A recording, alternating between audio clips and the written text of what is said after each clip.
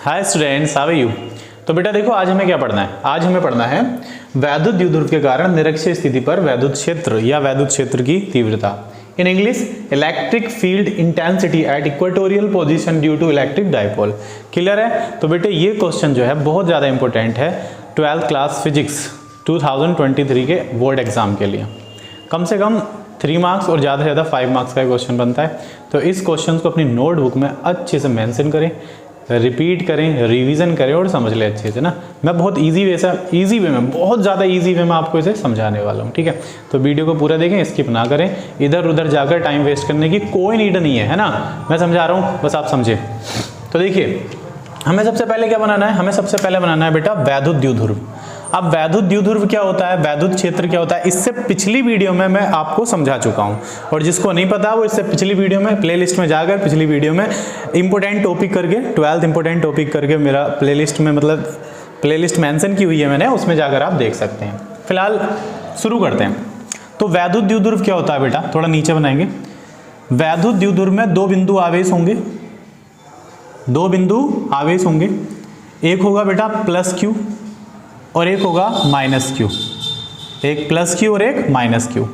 इस बिंदु आवेश को ए सपोज करेंगे और इस बिंदु आवेश को बी सपोज कर लेंगे। ए से बी तक का डिस्टेंस रहता है बेटा 2l। कितना रहता है 2l। ए से बी तक का डिस्टेंस यानी कि एक आवेश से दूसरे आवेश तक का डिस्टेंस जो है, दूरी जो है वो कितनी होती है 2l होती है। अब हमें क्या करना है, ए बी के मध्य बिंदु लेना है। ए बी पर एक मध्य बिंदु लेना है O। जब ए बी पर एक मध्य बिंदु O ले लेंगे तो ए से O तक का डिस्टेंस हो जाएगा L और O से B तक का डिस्टेंस भी क्या हो जाएगा बेटा L हो जाएगा।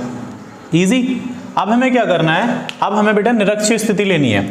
क्या लेनी है, निरक्षीय स्थिति मतलब इक्वेटोरियल पोजीशन। तो इक्वेटोरियल पोजीशन क्या होती है, इस लाइन पर लंबवत एक रेखा खींच देंगे डॉट डॉट करके। तो इस लाइन पर एक लंबवत रेखा ऐसे लाइक दिस, डॉटेड लाइन से दर्शा लो या सतत लाइन से एज यू विश। तो ये हमने एक रेखा खींच ली है और इस रेखा की हम बोल रहे हैं क्या बेटा, निरक्षीय स्थिति। अब इस निरक्षीय स्थिति पर कहीं किसी एक जगह पर हम क्या सपोज कर लेंगे, बिंदु P सपोज कर लेंगे, है ना। तो माना यहाँ पर कोई बिंदु P है और इस बिंदु P पर हमें क्या फाइंड करना है, विद्युत क्षेत्र की तीव्रता फाइंड करनी है बिंदु P पर। तो विद्युत क्षेत्र की तीव्रता फाइंड करने के लिए सपोज करना होगा ना, बिंदु P पर क्या है, परीक्षण आवेश है, जो मैं आपको बता चुका हूँ पहले ही। बिंदु P पर क्या होगा बेटा, परीक्षण आवेश होगा। मैं इसे सही से बना देता हूँ जरा। बिंदु P पर रहेगा परीक्षण आवेश। अब देखो, अगर यहाँ परीक्षण आवेश है ना, और ये माइनस चार्ज है, तो माइनस चार्ज क्या करेगा, प्लस चार्ज को अट्रैक्ट करेगा। मतलब यहाँ फीलिंग पहुंचेगी, विद्युत क्षेत्र की यहाँ तक फीलिंग पहुंचेगी अगर इसके एरिया में एंटर है। और एंटर है, हमें फाइंड करना है या नहीं है, जो भी है।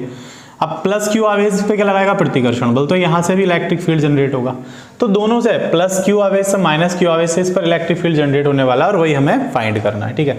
तो अब यहाँ से यहाँ तक का डिस्टेंस सपोज कर लेते हैं, यहाँ से यहाँ तक का डिस्टेंस। तो बेटे प्लस क्यू से पी तक का डिस्टेंस क्या है, ये मैंने एक लाइन खींच दी है। प्लस क्यू से यानी कि बिंदु ए से पी तक का डिस्टेंस क्या सपोज कर लेते हैं, यहाँ सपोज करने की नीड नहीं होगी। फिलहाल हमें यहाँ फाइंड करना होगा डिस्टेंस कितना है। अच्छा, पी से बी तक के डिस्टेंस के लिए भी एक लाइन खींच देंगे ऐसे, है ना। बी से पी तक का डिस्टेंस। अच्छा, ओ से पी तक की जो दूरी है वो आर मान लेते हैं। ओ से पी तक की दूरी को क्या मान लेंगे बेटा, आर मान लेंगे। आर कैपिटल मान लो या स्मॉल मान लो, एज यू विश, ये मर्जी है आपकी। तो हमने बिंदु ओ से पी तक का डिस्टेंस क्या मान लिया, आर। अब हमें बी से पी तक का डिस्टेंस या ए से पी तक का डिस्टेंस फाइंड करना है, मतलब आवेश से आवेश तक की दूरी फाइंड करनी है ना। तो वो फाइंड करने के लिए हमें देखो, दूरी तो दोनों तरफ सेम रहने वाली है। बी से पी तक का डिस्टेंस भी सेम है और ए से पी तक का डिस्टेंस भी सेम है ना। अगर इधर आ जाएगी वैल्यू तो इधर सेम आएगी। अब वैल्यू फाइंड करने के लिए हमें क्या लगाना, पाइथागोरस प्रमेय लगाना है। उससे पहले देख लो, इस लाइन को अगर थोड़ा सा आगे लेकर जाए ऐसे, इस लाइन को थोड़ा सा हम कहाँ ले गए बेटा, आगे ले गए। और यहाँ से एक लाइन इस तरह से खींच लेंगे। यहाँ जो कोण बनेगा, उसे बोलेंगे, देखो ए से बन रहा है तो ई ए कोस थीटा, ई ए कोस थीटा। ए सिरे से बन रहा है ई ए कोस थीटा। ये बी सिरे से बन रहा है नीचे कोण, तो इसे बोलेंगे E V cos theta, E V cos theta. बस इतना समझ के चलना है आपको, है ना। ये किस तरह से बनता है उसे डिटेल में पढ़ेंगे जब चैप्टर वाइज पढ़ेंगे। फिलहाल हमें एग्जामिनेशन की तैयारी करनी है, तो टाइम वेस्ट नहीं करना है बिल्कुल भी। फटाक से लिख देना है, इधर ई ए कोस थीटा, इधर ई वी कोस थीटा। अच्छा, कोस थीटा ही क्यों बनेगा, साइन थीटा क्यों नहीं बनेगा ना। तो उसे समझाने के लिए डीप में जाना पड़ेगा, पर शॉर्टकट में समझ लो आप, शॉर्टकट में समझ लो। देखो बेटा, अगर मैं एक लाइन खींचूं, तो ये लाइन क्या होगी, लंब कहलाएगी, क्योंकि लंब के सामने ही कोण बना होता है, ये वाला न्यून कोण लंब के सामने। अब लंब तो इसमें है नहीं, जब लंब नहीं है तो क्या है, आधार और कण है। और बेटा आधार बट्टा कण किस में आता है, कोस थीटा में आता है। देखो लाल बटे कक्का को देखो आप जरा, एज अ ट्रिक आप इस तरह से याद रख सकते हैं इसको, आधार बटा कण, ये साइन थीटा होता है, ये कोस थीटा होता है, तो कोस थीटा बराबर आधार बटा कण, और बेटे इसमें आधार बटा कण ही है, आधार बटा कण ही है, ठीक है, लंब है नहीं इसमें। इस तरह से आप इसको समझकर चल सकते हैं। समझाने के बहुत सारे तरीके होते हैं, है ना, डीप में समझने के लिए बाद में बात करेंगे। फिलहाल अभी यहाँ आपको इसको अच्छे से समझकर प्रिपरेशन कर लेनी है, इसको तैयार कर लेना है। तो अब हमें क्या करना होगा, हमें बी से पी तक की दूरी और ए से पी तक की दूरी फाइंड करनी है। दूरी फाइंड करने के लिए हम पाइथागोरस प्रमेय लगाएंगे। क्या लगाएंगे बेटा, पाइथागोरस प्रमेय। यू नो पाइथागोरस प्रमेय, या सब जानते हैं पाइथागोरस प्रमेय को, कण स्क्वायर बराबर लंब स्क्वायर प्लस आधार स्क्वायर, छोटी क्लास में बहुत पढ़ी है। कण स्क्वायर बराबर लंब स्क्वायर प्लस आधार स्क्वायर, तो ये कण है। अगर ये एक त्रिभुज सपोज करें आप पी ओ ए या फिर कह लो पी ओ बी, तो ये दो ट्राइंगल है, दोनों त्रिभुज हैं। और कौन से त्रिभुज है, समकोण त्रिभुज है, क्योंकि 90 डिग्री का एंगल बन रहा है। कौन से त्रिभुज है, समकोण त्रिभुज। और बेटे पाइथागोरस प्रमेय जो लागू होती है वो समकोण त्रिभुज पर ही लागू होती है। समकोण त्रिभुज में जो सबसे बड़ी भुजा होती है वो कण कहलाती है, जो लंबी लंबी भुजा होती है वो लंब कहलाती है, और जो ऐसे लेटी हुई भुजा होती है आधार कहलाती है, आधार, ठीक है। तो बेटा हमें कण तो फाइंड करना, देखो ए से पी तक की जो दूरी है वो एक्चुअल में कण है, तो आप ए पी स्क्वायर लिख सकते हैं। क्या लिख सकते हैं, ए पी स्क्वायर या बी पी स्क्वायर, क्योंकि ए पी और बी पी तो बराबर ही है ना बेटा, ये तो आपको दिख रहा है, बिल्कुल समझ के चलो बराबर है। तो ए पी स्क्वायर बराबर लंब क्या है, लंब है हमारा आर, तो क्या लिख देंगे बेटा, आर स्क्वायर प्लस आधार क्या है, आधार है हमारा एल, देखो ए से ओ तक का डिस्टेंस क्या है, एल आधार, तो आधार है एल स्क्वायर। तो ए पी स्क्वायर बराबर R square plus L square. अच्छा ये वर्ग इधर रूट बन जाएगा, ये वर्ग इधर रूट बन जाएगा, तो ये दूरी आ गई। ए से पी तक की दूरी कितनी आ गई, root R square plus L square, या कह लो बी से पी तक की दूरी भी यही है, सेम है, क्योंकि ए पी बराबर क्या है, ए पी बराबर बी पी है, ए पी बराबर बी पी है, तो दोनों का मान यही रहने वाला है। क्लियर। तो अब चाहो तो एक साइड में आप लिख सकते हो, दूरी कितनी आ गई, R square plus L square, root के अंदर क्या आ गया बेटा, R square plus L square, समझ में आ रहा है, R square plus L square. अरे सही कर दो, ठीक है, समझ जाओगे। चलो अब शुरू करते हैं बेटा, बस इतना कर लेना हमें इस चित्र में, निकाय में इस तरह से मेंशन करने के बाद फिर हमें स्टार्ट करना। देखो बहुत इजी वे में हमें लिखना है, माइनस क्यू द्वारा बिंदु पी पर उत्पन्न विद्युत क्षेत्र, माइनस क्यू आवेश द्वारा, किसी को भी पहले ले लो, माइनस क्यू आवेश द्वारा बिंदु P पर उत्पन्न क्या बेटा, विद्युत क्षेत्र या विद्युत क्षेत्र की तीव्रता। किससे दर्शाएंगे, ई वी से। किससे दर्शा लो बेटा, ई वी से। आप ई वी से दर्शा लो या E1 सपोज कर लो ना, E1 सपोज कर लो या EV सपोज कर लो एज वी विश, क्योंकि B से लग रहा है ना, बिंदु B से यहाँ पर विद्युत क्षेत्र जनरेट हो रहा है, तो इसलिए EV से दर्शाया इसको। अब E बराबर क्या होता है, E बराबर होता है बेटा 1/4 pi epsilon naught into Q upon R square. अब हमें R स्क्वायर नहीं लिखना है बेटा, R स्क्वायर के हमें डिस्टेंस लिख, R स्क्वायर के स्थान पर हमें डिस्टेंस लिखना, दूरी। तो देखो B से P तक की दूरी क्या है, यही है, क्या है, root R square plus L square. अब इन दोनों का क्या हो जाएगा, होल स्क्वायर, है ना। फॉर्मूले में आर स्क्वायर रहता है तो दूरी का स्क्वायर करना पड़ेगा। अब स्क्वायर से रूट कैंसिल कर सकते हैं आप, तो ई बी बराबर क्या आ जाएगा, ई बी बराबर आ जाएगा 1/4 pi epsilon naught into Q, upon में क्या रह गया बेटा, R square plus L square. Equation number 1। तो ये हो गया हमारी समीकरण नंबर 1। इसे बॉक्स में रख लो आप आराम से। समीकरण 1 हो गई, यस। अब हमें क्या करना है, अब हमें लिखना है प्लस क्यू आवेश द्वारा, प्लस क्यू आवेश द्वारा बिंदु P पर उत्पन्न क्या, विद्युत क्षेत्र की तीव्रता। किस तरह से आएंगे, ई ए से, ई ए से।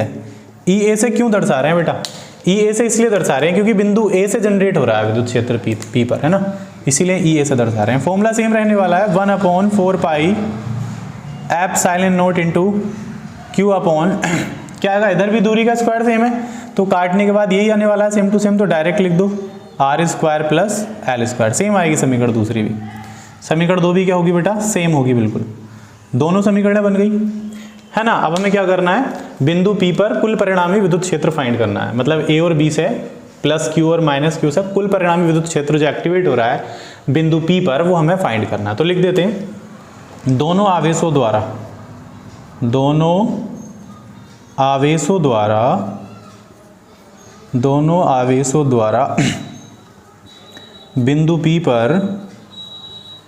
बिंदु P पर उत्पन्न क्या बेटा, विद्युत क्षेत्र की तीव्रता, या कह लो विद्युत क्षेत्र। ठीक है, तो अब फॉर्मूला क्या लेंगे, अब लेंगे बेटा E बराबर EA cos थीटा, क्योंकि एंगल जनरेट हो रहा है, plus EB cos theta, EA cos theta plus EB cos theta. अब EA और EV का मान हमारे पास है ना, EA और EV का मान हमारे पास है, तो लिख लेते हैं मान रखने पर, put on the value in equation. तो E बराबर बेटा EA का मान कितना है, 1/4 pi epsilon not into Q/R² plus L²। तो जो मान EA का, साथ में cos थीटा लिख देते हैं, चलो cos थीटा लिख दिया, प्लस जो मान EA का है वही मान EV का भी है, सेम टू सेम लिख देंगे 1/4 pi epsilon not into Q/R² plus L² cos theta. आप बेटा 1/4 पाई एप्सिलॉन नॉट के स्थान पर K का यूज भी कर सकते हैं। मैं इसे बार बार इसलिए लिख रहा हूँ क्योंकि कुछ बच्चों को याद नहीं हो पाता है, तो वो इजीली याद हो जाएगा, बार बार रिपीट करेंगे तो याद हो जाएगा, इसलिए लिख रहा हूँ, वरना आप K से भी काम चला सकते हैं ना इजीली। अब देखो ये जुड़ जाएंगे, दोनों पद एक जैसे हो गए, जुड़ जाएंगे। अब बच्चों को एक जनरल सा क्वेश्चन ये रहता है कि सर अक्षीय स्थिति में प्लस नहीं लेते, माइनस लेते हैं। बेटा वहाँ माइनस इसलिए लेते हैं क्योंकि डिस्टेंस कम ज़्यादा होता है, एक तरफ से विद्युत क्षेत्र का डिस्टेंस होता है कम और एक तरफ से होता है ज़्यादा। यहाँ पर हमने प्लस इसलिए लिया है क्योंकि यहाँ से यहाँ तक की दूरी और यहाँ से यहाँ तक की दूरी इक्वल है, इसलिए हमने क्या लगा दिया बेटा, प्लस लगा दिया। इसे भी समझ कर चलेंगे। अब इन्हें जोड़ दो, कितने हो गए, 2 हो गए ना। E बराबर एक जैसे 2 हो गए तो 2 लगा दो, 2 लगा करके क्या लिख दोगे, 1/4 पाई एप्सिलॉन नॉट इंटू क्या आ गया, Q अपॉन में R² प्लस L² और साथ में क्या, cos थीटा। जोड़ के हमने 2 बार लिख दिया इसको। देखो ये एक पद और एक पद, कितने पद हो गए, 2 पद हो गए। क्लियर, इतना कर लिया। फ्रेम चेक कर लेते हैं, फ्रेम में आ रहा है नहीं आ रहा है, मस्त आ रहा है बिल्कुल। आगे सॉल्व करेंगे, तो आगे सॉल्व करने के लिए बेटे डिस्टेंस की नीड होगी। एक लाइन यहाँ लिख देते हैं, फिर यहाँ से शुरू कर लेते हैं। तो चलो मैं लिख देता हूँ, थोड़ा फोल्ड होना पड़ेगा मुझे, नो प्रॉब्लम।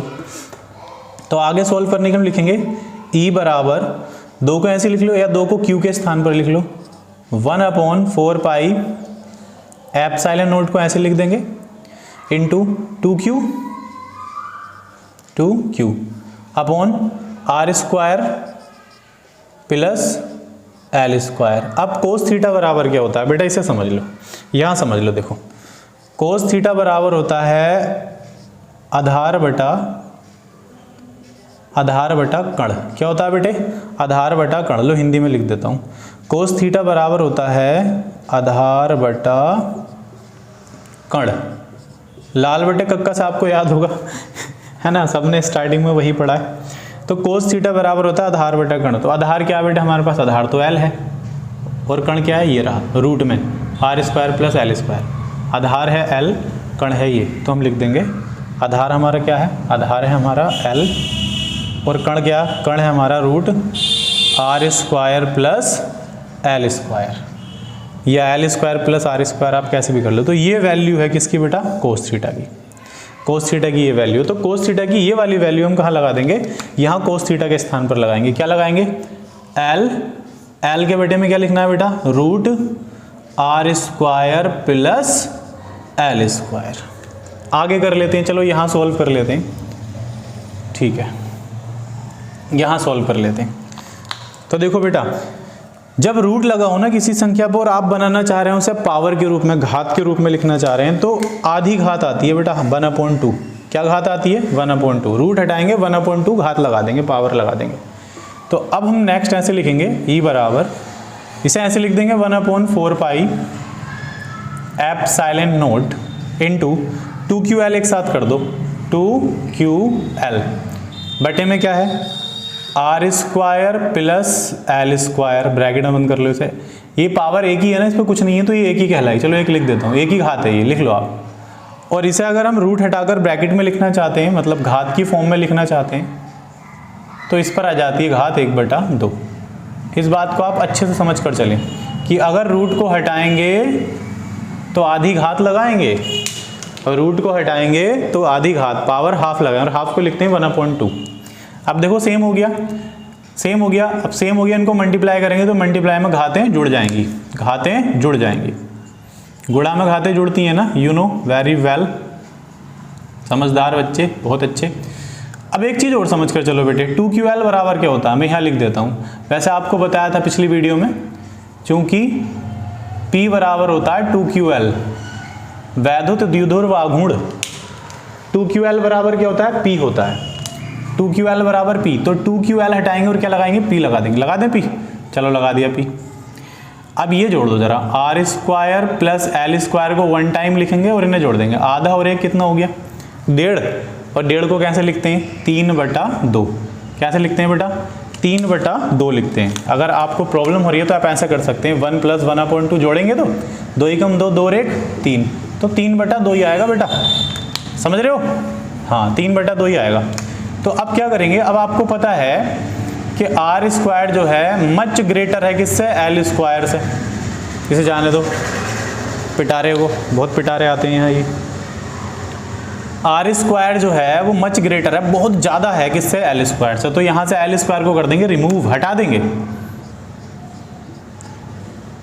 R स्क्वायर को यहाँ से हटा देंगे, रिमूव कर देंगे, तो क्या बचेगा, P बटे में क्या है, R स्क्वायर बचेगा, और घात कितनी रह जाएगी, 3/2, क्योंकि बेटा L स्क्वायर तो यहाँ से हट गया क्योंकि बहुत कम है ये। अब इस 2 से ये 2 कैंसिल आउट हो जाएगा, तो क्या बचेगा, तो बचेगा E बराबर 1/4 pi epsilon not into P upon R की घात 3। बस बेटे यही हमारा डेरिवेशन हुआ कंप्लीट, यही हमारा डेरिवेशन है। मतलब निरक्षीय स्थिति पर अगर वैद्युत क्षेत्र की तीव्रता फाइंड करनी है किसी बिंदु पर, तो वो कितनी आएगी, 1/4 pi epsilon not into P upon R की घात 3 आएगी। और एक बात आप सब बच्चे याद रखेंगे कि जो निरक्षीय स्थिति होती है, निरक्षीय स्थिति की वैल्यू होती है वो अक्षीय स्थिति से हाफ होती है, आधी। देखो अक्षीय स्थिति में क्या आया था, यहाँ पर 2 आया था, 2 गुना, निरक्षीय स्थिति में 2 हट गया। मतलब ऐसे सपोज करो, अगर निरक्षीय स्थिति में विद्युत क्षेत्र का मान आ रहा है 48 या 50 या 100, जितना भी है ना, तो जो अक्षीय स्थिति का मान होगा वो इसका दुगना होगा। अगर निरक्षीय स्थिति का मान 50 है तो अक्षीय स्थिति का मान 50 दूनी 100 होगा। ये समझ कर चलेंगे आप, ठीक है। तो बेटा बहुत इजी कॉन्सेप्ट है और इम्पोर्टेंट कॉन्सेप्ट है। अगर आपको कहीं प्रॉब्लम आ रही है, कहीं दिक्कत आ रही है, तो आप कमेंट कर सकते हैं, उसमें मैं आपको मेंशन कर दूंगा, है ना। कोई भी दिक्कत होगी बताऊंगा, किसी की भी कोई भी प्रॉब्लम बताऊंगा, है ना। तो आज इतने ही समझते हैं, फिर मिलेंगे नेक्स्ट वीडियो में, तब तक के लिए बाय।